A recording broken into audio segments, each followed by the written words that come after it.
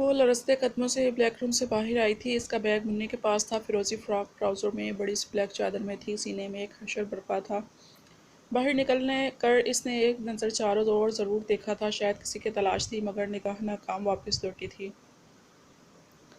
इसने निगाहें झुकाई। लाख चाहने के बावजूद वो मुन्नी से ये नहीं पूछ सकती थी, कुछ नहीं पूछ सकती थी। किस किस हक से पूछती? वो तो उम्मीद की डोरी हाथ में थमाकर दूसरा सिरा ही छोड़ दिया था। मुन्नी और वो दरवाजे की जाने बढ़ी। ये जाने बगैर कि कोई है जो गहरी खून उतरी निगाहों से मंजर देख रहा है। वो देर पर इख्तियार खोकर इसे कह तो बैठा था कि मोहब्बत है। मोहब्बत का मुबहम सा इजहार किया था, मगर इसकी सबकी ज़िंदगी गुंजाइश कब थी, कब इजाज़त दी थी खुद को मोहब्बत करने की। इसलिए तो इसे खुद से दूर करने जा रहा था, नहीं बर्दाश्त कर पा रहा था। अब ये तकलीफ वजूद को तड़पाती, दोहरी तकलीफ। वो मुन्नी के साथ बाहर आई।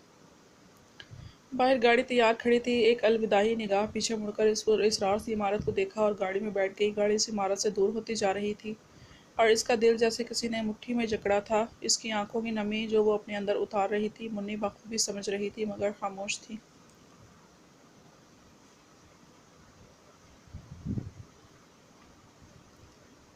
ईशान सोफे पर सुकून से बैठा था और रोशी बेबी नीचे कारपेट पर अपने खिलौने बिखराए बैठकर अब फ्रंट ऐश के दिए गए मोबाइल पर टेम्पल रन खेलने में मसरूफ़ थी। कुछ कुछ देर बाद ईशान इसके मुंह में फूड प्लेट में से एक एक चीज़ उठाकर इसके मुंह के आगे ले जाता, जिसे वो बेहयानी में खाने में मसरूफ़ थी। और ईशान अभी तक गहरे गमों, गुस्से और सोच में था। जो अलीज़ा ने बताया वो इसे मेंटली डिस्टर्ब करने को काफ़ी था और यही इसके लिए नुकसान का बायस था, क्योंकि अब इसे सर में हल्का हल्का दर्द महसूस हो रहा था। इसलिए वो अपने जहन को बटाने की हर मुमकिन कोशिश कर रहा था। इसने अपनी भरपूर तवज्जो अरूशों की जानिब मबजूल की। एक दो मरतबा रोशे के नरम गुलाबी लब ईशान की उंगलियों से टच हुए थे। इसके माथे पर पसीने छूट गए। अब तीसरी बार इसने ऐश की फिंगर इसके दांतों तले आई थी। ईशान झंझना उठा। रोशे बेबी बच्चे की जान लोगी क्या? वो बोला तो रोशे ने हैरत से ऐश को देखा। रोशे बेबी ने क्या किया है? रोशे बेबी तो साइलेंटली गेम खेल रही है। वो ना तो शोर मचा रही है, ना किसी को तंग कर रही है। आरुषे बुरा मान गई और क्यूट सा मुंह बनाया। पर मैं तंग हो रहा हूँ ना रोशे बेबी। और वो इसे नज़रों के हज़ार में लिए बोला, बट मैंने तो कुछ नहीं किया। वो मासूमियत से आंखें उठाकर बोली, चलो एक गेम खेलते हैं। अलीज़ा के इशारा करने पर और सोहम के ओके के सिग्नल पर ऐश ने अपना काम शुरू किया था।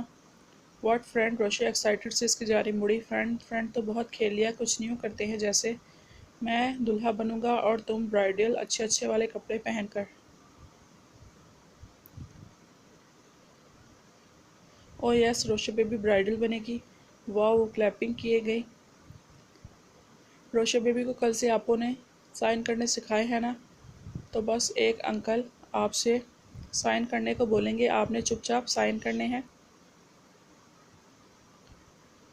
और अंकल की को हर बात में यस बोलना है, ओके?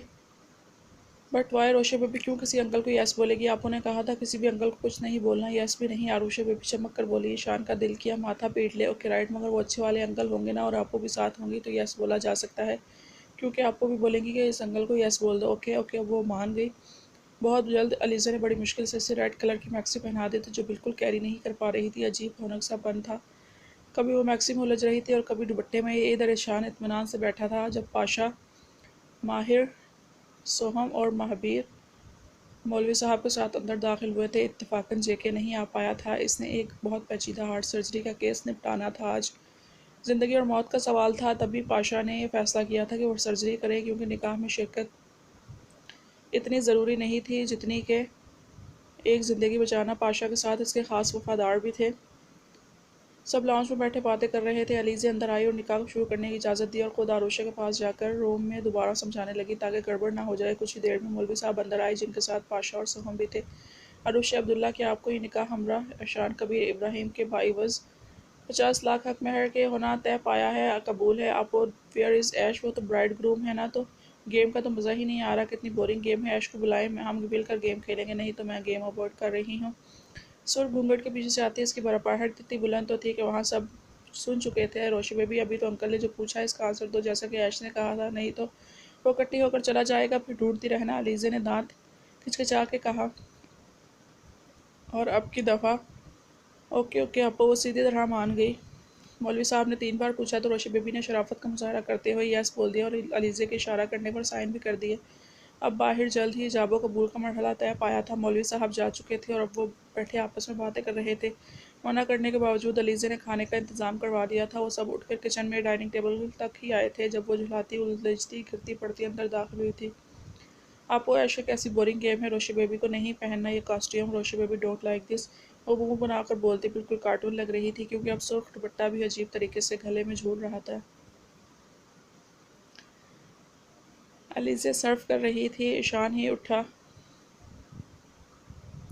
चलो मेरे साथ। ईशान ने इसका बाजू थाम कर जाना चाहा, मगर वो मैक्सी में फिर उलझी थी और इससे पहले ज़मीन बोस होती ईशान से बाजू में भर चुका था। महाबीर और पाशा ने मायने खैज निगाहों से इसे देखा, जाने क्यों मगर वो ब्लश कर गया। ये आज ऐश ने रोशा बेबी को गोद में उठा लिया है। वो ये डर्टी कॉस्ट्यूम। अभी रोशा बेबी गिरती और रोशा बेबी की नाक टूट जाती। वो अपने ही हाँकने में मसरूफ़ थी। ईशान ने दांतों तले लब दबाया।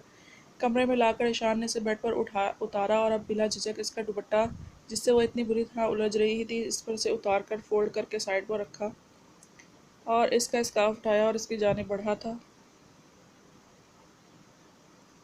नो नो ऐश, मुझे कॉस्ट्यूम भी चेंज करना है, बहुत बोरिंग है। आपको को बुलाओ या खुद ही चेंज कर दो।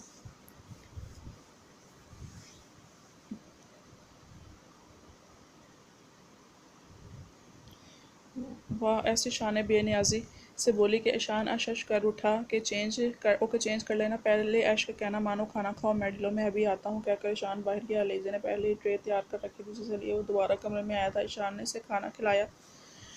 बहुत गौर से देखे गया, जो मैक्सी के जगमगाते मोती सितारों से खेलती एक एक निवाला मुंह में डलवा रही थी। मेकअप और किसी भी सजावट से पाक सुखा सफ़ेद चेहरा, दूधिया जिस्म के ऊपर मैक्सी गले में जूता स्कार्फ जो इसके नोखेस सा हुस्न छुपाने में बुरी तरह नाकाम था। ईशान ने निगाहें चुराई। वो खाना खा चुकी तो इसे मेडिसिन दी। वो ट्रे लिए बाहर आया तो सब जाने के लिए तैयार खड़े थे। ईशान जानता था कि यहाँ की लाइव वीडियो कहीं चल रही है।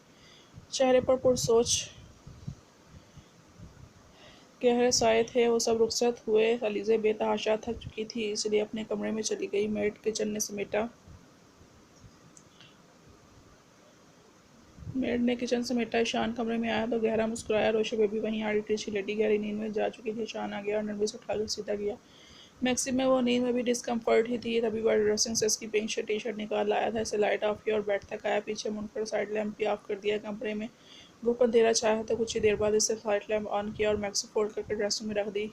रोशा बेबी अब पिंक टी शर्ट में हस्ब मामूल बिल्कुल गुड़िया लग रही थी। इसने कम्फर्टर से इसे इसके ऊपर उड़ाया, इसके माथे पर और हिद्दत लेम्स छोड़ा।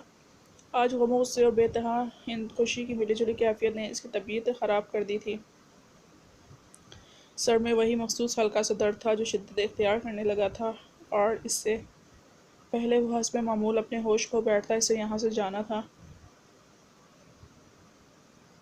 वो बाहर आया, गार्ड से चंद ज़रूरी हिदायत देता, गाड़ी निकालता, वहाँ से निकलता चला गया था।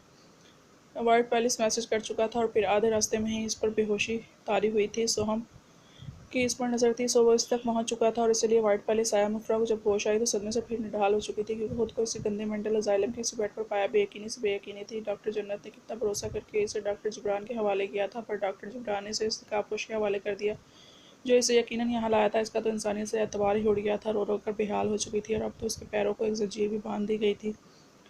इससे सोनिया भी वहीं चलती फिरती दिखाई दी थी, जिसे इसने शाकी निगाहों से देखा था, मगर वो नज़रअंदाज कर गई। वो सहमी बैठी थी जब एक डॉक्टर के साथ कुछ लोग इसके बेड तक आए थे। डॉक्टर खबासत से बोला, तुम्हें सब पता चल गया है, अब हमें आसानी होगी। वो खबासत से बोला था।